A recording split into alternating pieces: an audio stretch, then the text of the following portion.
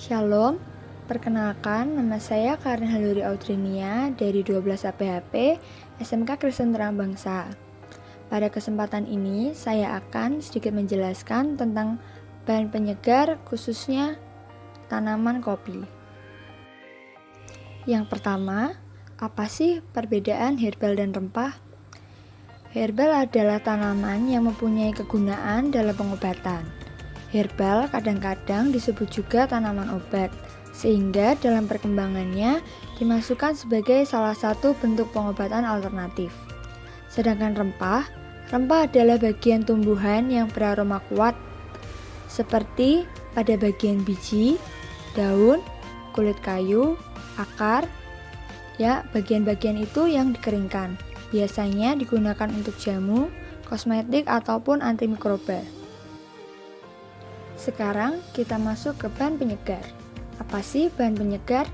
Bahan penyegar adalah bahan nabati yang dapat merangsang pemakainya, baik digunakan merokok, menyiri, ataupun dalam minuman. Kenapa kok bisa disebut bahan penyegar? Karena bahan penyegar bisa merangsang respons syaraf untuk lebih aktif sehingga menghasilkan efek segar. Contoh-contoh bahan penyegar itu seperti kopi, teh, dan coklat.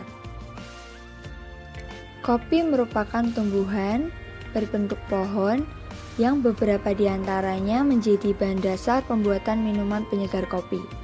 Kopi kira-kira memiliki sekitar 100 spesies, namun hanya 2 yang memiliki nilai perdagangan yang paling tinggi, yaitu Cannephora dan Arabica. Daerah penghasil kopi terbesar di Indonesia adalah Gayo, di daerah Aceh. Perkebunan ini sudah ada selama lebih dari 1 abad. Gayo terkenal dengan kualitas kopi Arabicanya, yang sempat beberapa kali dinobatkan sebagai Arabica terbaik di dunia. Nah, sekarang kita masuk ke tahap pengolahan buah kopi menjadi biji kopi kering. Yang pertama dilakukan proses pemanenan. Pemanenan buah kopi dilakukan secara manual dengan cara memetik buah yang telah masak. Ukuran kemasakannya, buah ditandai dengan perubahan warna kulit buah. Kulit buah berwarna hijau tua ketika buah masih muda, berwarna kuning ketika buah setengah masak, berwarna merah saat masak penuh, dan kehitaman saat terlampau masak. Yang kedua dilakukan sortasi buah. Sortasi buah kopi bertujuan untuk memisahkan buah yang cacat, hitam, pecah, berlubang, ataupun terserang hama dengan buah-buah kopi yang baik. Sortasi buah kopi ini juga bertujuan untuk menghilangkan kotoran seperti daun kering, ranting, tanah, dan kerikil karena pengotor tersebut dapat merusak mesin pengupas kopi. Yang ketiga dilakukan pengupasan kulit buah. Pengupasan kulit buah dilakukan pada awal metode basah pengolahan biji kopi. Pengupasan kulit buah dilakukan dengan alat pengupas type silinder. Pengupasan buah kopi dilakukan dengan menyemprotkan air ke dalam silinder bersama dengan buah kopi yang akan dikupas.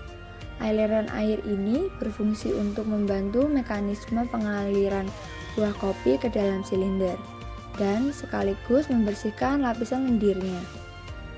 Selain itu, air juga berfungsi untuk mengurangi tekanan geseran silinder terhadap buah kopi sehingga kulit tanduknya tidak pecah.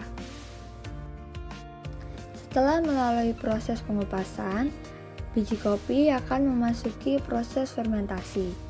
Proses fermentasi bertujuan untuk menghilangkan lapisan lendir yang tersisa di permukaan kulit tanduk biji kopi setelah pengupasan.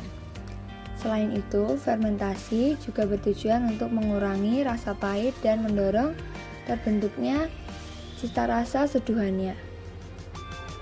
Prinsip fermentasi adalah peruraian senyawa-senyawa yang terkandung di dalam lapisan lendir oleh mikroba alami dan dibantu dengan oksigen dan udara.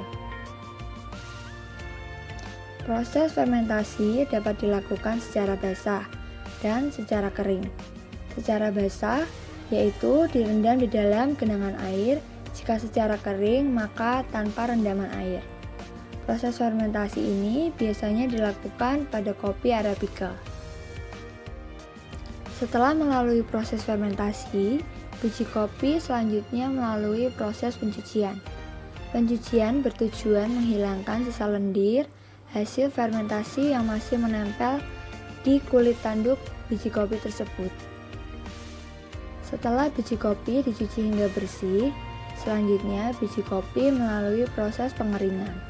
Proses pengeringan bertujuan untuk mengurangi kandungan air di dalam biji kopi yang semula dari 60-65% menjadi 12-13%. Proses penjemuran dapat dilakukan dengan berbagai cara. Di antaranya adalah dengan cara penjemuran di bawah sinar matahari, mekanis, atau kombinasi dari keduanya. Jika biji kopi sudah dijemur, maka selanjutnya dilakukan pengukuran kadar air. Pengukuran kadar air digunakan untuk mengukur presentasi air yang terkandung di dalam biji kopi. Apabila kadar air biji kopi lebih dari 13%, maka harus dilakukan pengeringan ulang. Jika kadar air tidak lebih dari 13%, maka biji kopi bisa langsung masuk ke tahap pengupasan kulit kopi. Pengupasan kulit kopi bertujuan untuk memisahkan kopi dengan kulit tanduk. Biji kopi yang telah dikupas disebut kopi beras. Setelah biji kopi dikupas, selanjutnya biji kopi memasuki tahap penyangraian. Penyangraian merupakan suatu proses yang penting pada pembuatan kopi bubuk. Penyangraian bertujuan untuk menurunkan kadar air biji sampai di bawah 4%. Penyangraian juga bertujuan untuk membentuk aroma dan cita rasa khas dari kopi tersebut. Penyangraian dapat menyebabkan perubahan fisik dan kimiawi, yaitu penguapan air di dalam biji, penguapan senyawa volatil, serta proses pirolis dan pencoklatan biji. Setelah biji kopi disangrai, maka biji kopi akan masuk ke dalam proses pendinginan. Proses pendinginan bertujuan untuk menurunkan suhu pada biji kopi setelah proses penyangraian.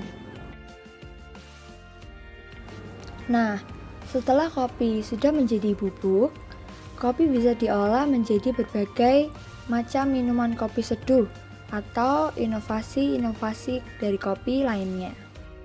Sekian sedikit penjelasan bahan penyegar dan tanaman kopi dari saya. Terima kasih. Tuhan Yesus memberkati.